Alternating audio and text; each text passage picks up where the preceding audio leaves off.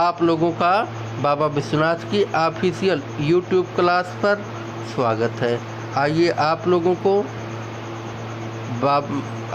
लोगों को आज भारतीय इतिहास में सामाजिक अध्ययन शिक्षण में प्रमुख जो उदारवादी नेता थे उनमें जवाहरलाल नेहरू के बारे में पढ़ाते हैं। जवाहरलाल नेहरू, जिनका जन्म 14 नवंबर 1889 ईस्वी को हुआ था। इनके पिता का नाम पंडित मोतीलाल नेहरू था और इनकी मृत्यु 27 मई 1964 ईस्वी को हुआ था। आइए अब इनके बारे में और ज़्यादा जानते हैं। असहयोग आंदोलन में उपलब्धियां में क्या योगदान था, इसको देखते हैं। असहयोग आंदोलन में सक्रिय रूप से भाग लिया। 1924 में इलाहाबाद नगर निगम के राष्ट्रपति चुने गए। 1929 में लाहौर में कांग्रेस की वार्षिक अधिवेशन की अध्यक्षता की। 1936 में राष्ट्रपति, 1937 और 1946 में स्वतंत्र भारत के पहले प्रधानमंत्री बने। गुटनिरपेक्ष आंदोलन के मुख्य शिल्पकार थे। जवाहरलाल नेहरू भारतीय स्वतंत्रता संग्राम के अग्रणी नेताओं में से एक थे। वे महात्मा गांधी के पसंदीदा शिष्य थे और बाद में भारत के प्रथम प्रधानमंत्री बन गए। जवाहरलाल नेहरू को व्यापक रूप से आधुनिक भारत का निर्माता कहा जाता है। बच्चे प्यार से उन्हें चाचा नेहरू के नाम से पुकारते थे। जवाहरलाल नेहरू का जन्म, जैसा कि आप लोगों को पहले ही बताया गया है, कि 14 नवंबर 1889 को हुआ था और उनके पिता का नाम मोतीलाल नेहरू था, जो कि इलाहाबाद के एक प्रसिद्ध बैरिस्टर थे। जवाहरलाल नेहरू की माता का नाम स्वरूप रानी था। जवाहरलाल नेहरू मोतीलाल नेहरू के इकलौते बेटे थे। मोतीलाल नेहरू की 3 बेटियां भी थीं। नेहरू कश्मीरी वंश के सारस्वत ब्राह्मण थे। जवाहरलाल नेहरू ने बेहतरीन स्कूलों और विश्वविद्यालयों में से शिक्षा प्राप्त की। उन्होंने हैरो से अपनी स्कूली शिक्षा और ट्रिनिटी कॉलेज कैम्ब्रिज से कानून की डिग्री प्राप्त की थी।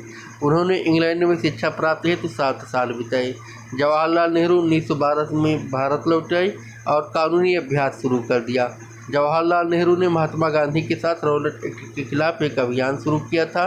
उस समय 1919 में महात्मा गांधी के संपर्क में आए। राजनीति में उनकी असली शिक्षा 2 साल बाद शुरू हुई। 1917 में होम रूल लीग में शामिल हो गए। 1916 में कमला नेहरू से शादी कर ली। नेहरू तुरंत सक्रिय लेकिन शांतिपूर्ण ढंग से सविनय अवज्ञा आंदोलन के लिए गांधी जी की प्रतिबद्धता के लिए आकर्षित थे। गांधी जी ने युवा जवाहरलाल नेहरू में भारत का भविष्य देखा था। नेहरू परिवार ने महात्मा गांधी की शिक्षाओं के अनुसार अपने परिवार को बदल दिया। जवाहरलाल और मोतीलाल नेहरू ने महंगी संपत्ति और लीलाओं के लिए पश्चिमी कपड़े और स्वाद का परित्याग कर दिया। वे अब एक खादी कुर्ता और गांधी टोपी पहनते थे। जवाहरलाल नेहरू ने असहयोग आंदोलन में सक्रिय रूप से भाग लिया। आंदोलन के दौरान पहली बार गिरफ्तार किए गए। जवाहरलाल नेहरू 1924 में इलाहाबाद नगर निगम के राष्ट्रपति चुने गए और शहर के मुख्य कार्यकारी अधिकारी के रूप में 2 साल के लिए कार्य किया। बाद में देश के प्रधानमंत्री बने तो सार्वजनिक शिक्षा, स्वास्थ्य देखभाल और स्वच्छता का विस्तार करने के लिए अपने कार्यकाल का इस्तेमाल किया। ब्रिटिश अधिकारियों से सिविल सेवकों से सहयोग और रुकावट की कमी का हवाला देते हुए 1926 में अपने पद से इस्तीफा दे दिया। 1926 से 1928 तक जवाहरलाल नेहरू ने अखिल भारतीय कांग्रेस कमेटी में महासचिव के रूप में कार्य किया। 2829 में राष्ट्रपति मोतीलाल नेहरू के नेतृत्व में कांग्रेस के वार्षिक सत्र का आयोजन किया गया। मोतीलाल नेहरू दूसरों को ब्रिटिश साम्राज्य के भीतर अधिराज्य का दर्जा चाहते थे। दिसंबर 1929 में कांग्रेस का वार्षिक अधिवेशन लाहौर में आयोजित किया गया और जवाहरलाल नेहरू कांग्रेस पार्टी के अध्यक्ष के रूप में निर्वाचित किया गया था। सत्र के दौरान भारत की आज़ादी की मांग का प्रस्ताव पारित किया गया था और लाहौर में 26 जनवरी 1930 को जवाहरलाल नेहरू स्वतंत्र भारत का झंडा फहराए। गांधी जी की आंदोलन की एक बड़ी सफलता थी। ब्रिटिश अधिनियम 1935 में भारत सरकार प्रख्यापित कांग्रेस पार्टी के चुनाव लड़ने का फैसला किया। नेहरू चुनाव के बाद बाहर रहे लेकिन पार्टी के लिए सख्ती से राष्ट्रव्यापी अभियान चलाया। कांग्रेस लगभग हर प्रांत में सरकारों की गाइन और सेंट्रल असेंबली में सीटों की संख्या सबसे अधिक जीता। नेहरू 1936, 1937, 1946 में कांग्रेस के राष्ट्रपति पद के लिए चुने गए। जवाहरलाल नेहरू का भारत छोड़ो आंदोलन के दौरान 1942 में गिरफ्तार किया गया था। उन्होंने अगस्त 1947 में भारत और पाकिस्तान के उपनिवेश के युद्धों में समापन में एक प्रमुख हिस्सा लिया।